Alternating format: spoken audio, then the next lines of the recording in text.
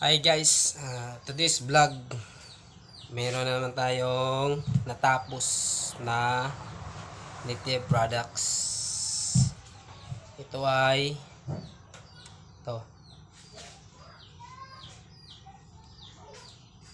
sanika sa amin ang tawag dito guys, native sanika. You know, marami ang natapos guys. Ito, marami.